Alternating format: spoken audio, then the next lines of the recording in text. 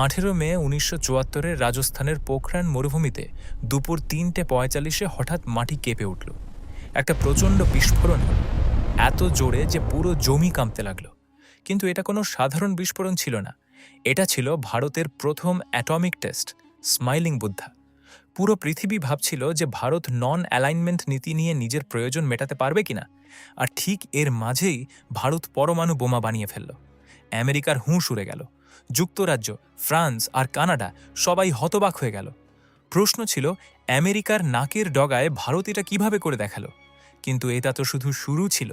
২৪ বছর পর ১১ মে ১৯৯৮ আবার পোখরান, এবার একসঙ্গে ৩টে বিস্ফোরণ হলো, আর ১৩ মে আরও ২টো বিস্ফোরণ করা হলো। এরপর ভারত নিজেকে নিউক্লিয়ার পাওয়ার ঘোষণা করে দিল। পুরো দুনিয়া দাঁতে আঙুল কামড়ে রইল। অটল বিহারী বাজপেয়ী আর এপিজে আব্দুল কালাম পুরো পৃথিবীকে চমকে দিয়েছিলেন। কিন্তু এই যাত্রা সহজ ছিল না। এই গল্প শুরু হয় দ্বিতীয় বিশ্বযুদ্ধ থেকে, যখন আমেরিকা ফ্যাটম্যান আর লিটল বয় নামে দুটো অ্যাটম বোমা হিরোশিমা আর নাগাসাকির ওপর ফেলে দিল। ভয়ানক ধ্বংস হলো। জাপান ১ সপ্তাহের মধ্যেই আনকন্ডিশনাল সারেন্ডার করে দিল। অ্যালাইডরা দ্বিতীয় বিশ্বযুদ্ধ জিতে নিল। তখনই বাকি দেশগুলো অ্যাটম বোমার গুরুত্ব বুঝতে পারল। আমেরিকার পর রাশিয়া ১৯৪৯-এ টেস্ট করল, যুক্তরাজ্য ১৯৫২-এ, ফ্রান্স ১৯৬০-এ আর চীন ১৯৬৪-তে। আর সেই সময়েই আমাদের দেশের লেজেন্ডারি সায়েন্টিস্ট ডক্টর হোমি জাহাঙ্গীর ভাবা নিউক্লিয়ার রিসার্চ নিয়ে কাজ করছিলেন। তিনি ভারতকে অ্যাটমিক পাওয়ার বানানোর কাজে লেগেছিলেন, কিন্তু সরকার কখনো তাকে নিউক্লিয়ার বোমা বানানোর অনুমতি দেয়নি। কিন্তু ঠিক তখনই এমন কিছু ঘটল যা পুরো ভারতকে হিলিয়ে দিল। ১৯৬২-তে চীন হঠাৎ ভারতের উপর আক্রমণ করে অক্সাই চীন দখল করে নিল। ভারত হেরে গেল। হাজার হাজার জওয়ান শহীদ হলেন। ৩৮,০০০ বর্গ কিলোমিটার ভারতীয় জমি চীনের দখলে চলে গেল। আর ঠিক ১৯৬৪-তে চীন নিজের নিউক্লিয়ার টেস্টও করে ফেলল। ভারত এই হার থেকে উঠতেই পারেনি। তখনই ১৯৬৫ আর ১৯৭১-এ পাকিস্তান আক্রমণ করে দিল। আরও মজার ব্যাপার, ১৯৭১-এর যুদ্ধে ব্রিটিশ নেভি আরব সাগর থেকে আর ইউএস নেভি বঙ্গোপসাগরের দিক থেকে ভারতকে ঘিরে ফেলতে লাগল। এমন পরিস্থিতিতে ভারত ইউএসএসআরকে জরুরি মেসেজ পাঠিয়ে সাহায্য চাইল। তখনই ইউএসএসআরের নৌবাহিনী ভারতের সুরক্ষার জন্য রওনা দিল। যেই ব্রিটেন এটা জানল, তারা মাদাগাস্কারের দিকে পালিয়ে গেল। ইউএসের টাস্ক ফোর্স ৭৫,০০০ টনের ক্ষমতা আর ৭০টা ফাইটার এয়ারক্রাফট নিয়ে বঙ্গোপসাগরে নামতে চলেছিল। আর আমাদের আইএনএস বিক্রান্ত ২০,০০০ টনের ক্ষমতা আর ২০টা ফাইটার জেট নিয়ে আমেরিকাকে মুখোমুখি জবাব দেওয়ার জন্য তৈরি ছিল। ইউএসএসআরের নৌবাহিনী ক্রুজার, ডিস্ট্রয়ার আর নিউক্লিয়ার ওয়ারহেড নিয়ে ভারতের সমর্থনে দাঁড়িয়ে গেল।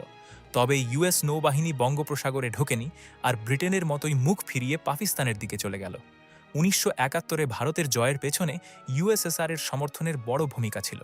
তাই সেই সময় ভারতীয় নেতাদের মনে হলো যে চীন আর পাকিস্তানের মতো দেশের মোকাবিলা করতে হলে নিউক্লিয়ার অস্ত্র দরকার।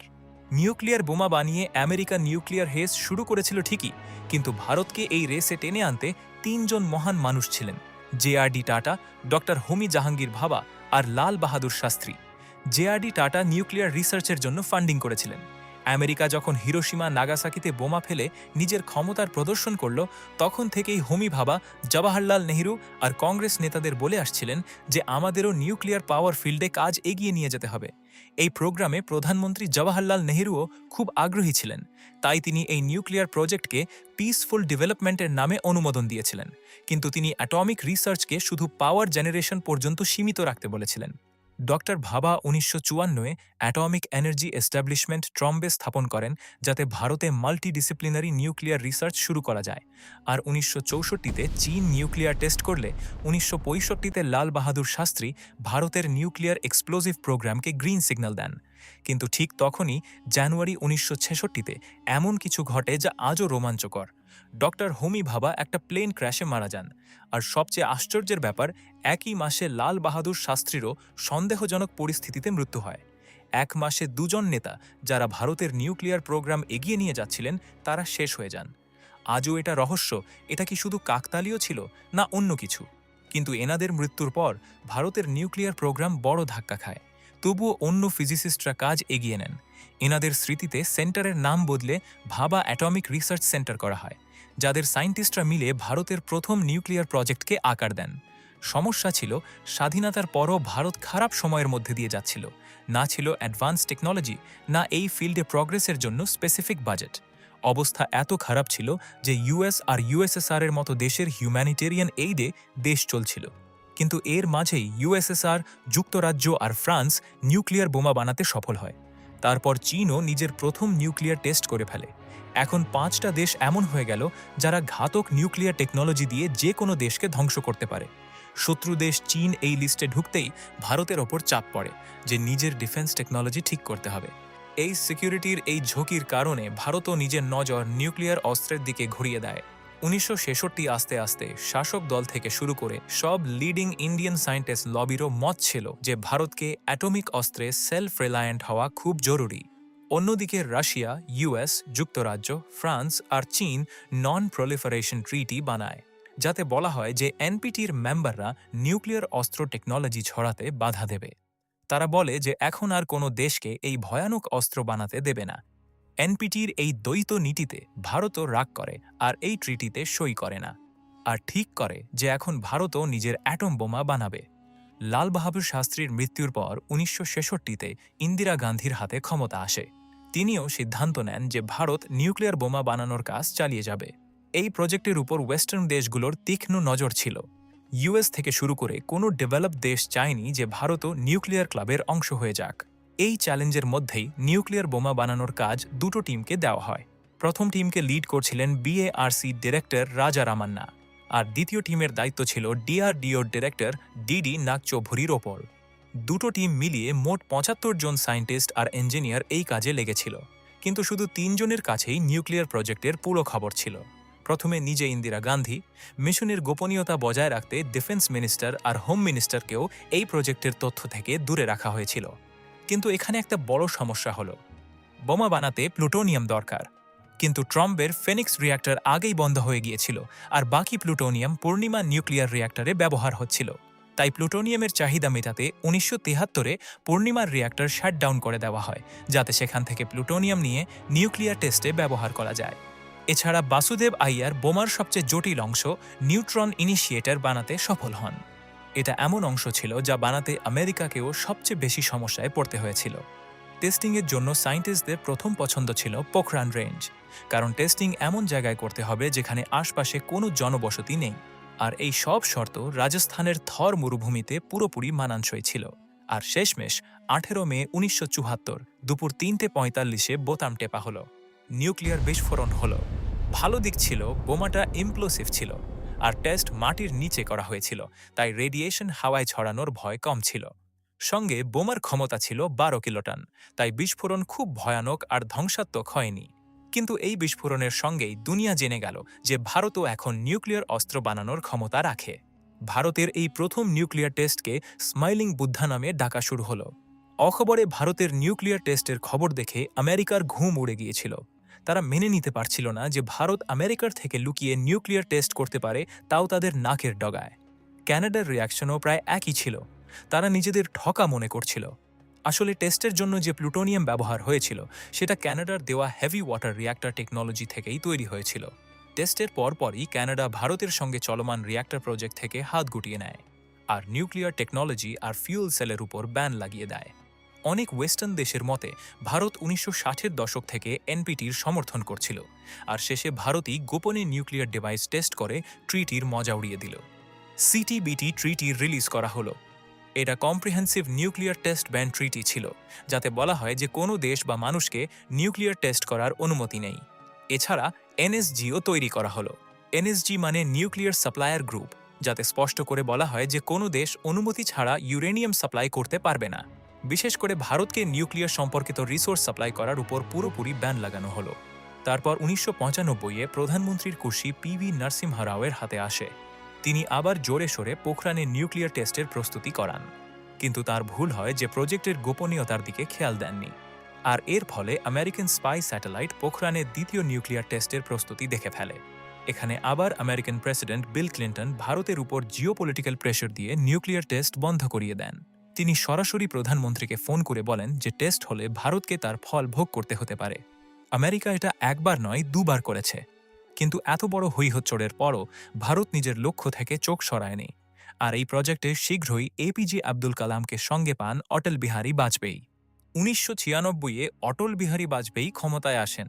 প্রধানমন্ত্রী হয়েই তিনি এপিজে আব্দুল কালাম আর চিদম্বরম সহ ভারতের টপ লেভেল সায়েন্টিস্টদের নিউক্লিয়ার অস্ত্র টেস্টিংয়ের দায়িত্ব দেন।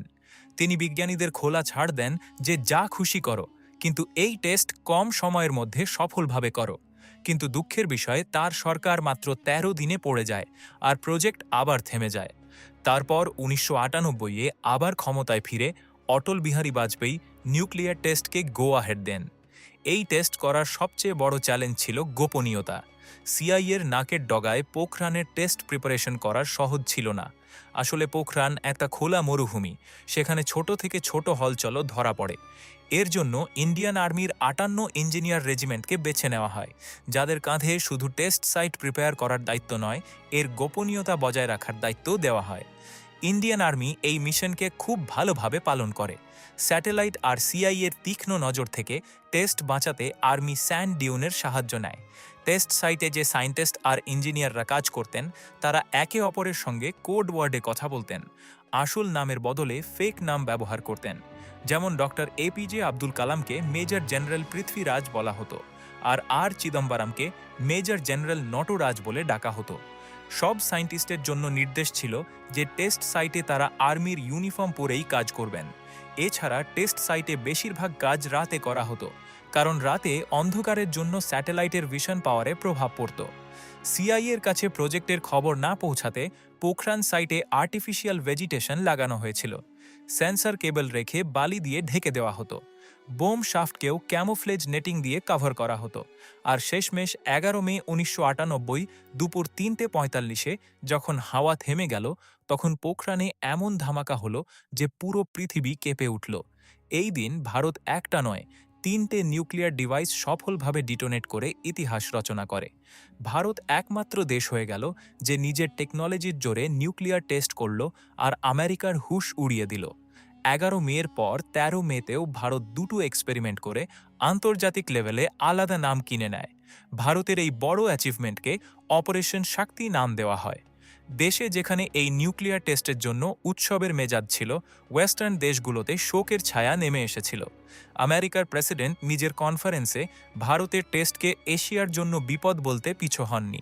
কিন্তু এসব বক্তব্যের মাঝেও অটল বিহারী বাজপেয়ী খুব বিচক্ষণতার সঙ্গে ভারতের পক্ষ ডিফেন্ড করেন। এপিজে আব্দুল কালামও প্রেস কনফারেন্সে বলেন যে ভারত এই অস্ত্র নিজের দেশের সুরক্ষার জন্য বানিয়েছে। ইতিহাস দেখলেই বোঝা যায়, আজ পর্যন্ত ভারত কোনো দেশের উপর আক্রমণের চেষ্টা করেনি, বরং উল্টো অন্য দেশগুলো ভারতের ওপর আক্রমণ করেছে। তাই এই অস্ত্র ভারতের সিকিউরিটির কথা মাথায় রেখে বানানো হয়েছে। সিটিবিটিতে জল, স্থল আর আকাশে টেস্টিংয়ের ওপর নিষেধ ছিল, কিন্তু ভারত মাটির নিচে টেস্ট করেছে। এছাড়া এনপিটির কথা ছিল, যেটাতে ভারত সই করেইনি। আমেরিকা ভারতের ওপর এনএসজির অধীনে নিউক্লিয়ার রিসোর্স অন্য দেশ থেকে সাপ্লাই করার অভিযোগও তুলেছিল, কিন্তু এই টেস্টে ব্যবহৃত সব রিসোর্স ভারতের নিজেরই ছিল। তাই আমেরিকা ভারতের কিছুই করতে পারেনি। এটাই ছিল ভারতের নিউক্লিয়ার পাওয়ার হওয়ার গল্প, যেখানে জেআরডি টাটা, হোমি ভাবা, লাল বাহাদুর শাস্ত্রী থেকে শুরু করে অটল বিহারী বাজপেয়ী, এপিজে আব্দুল কালাম আর আমাদের বিজ্ঞানীরা নিজেদের জানের পরোয়া না করে কাজ করেছেন, যাতে আমাদের প্রজন্ম তাদের প্রজন্মের থেকে বেশি নিরাপদ থাকে। দোস্ত, যদি ভিডিও ভালো লেগে থাকে তাহলে ভিডিওটাকে একটা লাইক করবেন আর চ্যানেলটাও সাবস্ক্রাইব করবেন। আমরা এমনই ভিডিও প্রতি সপ্তাহে নিয়ে আসব। ততক্ষণের জন্য জয় হিন্দ।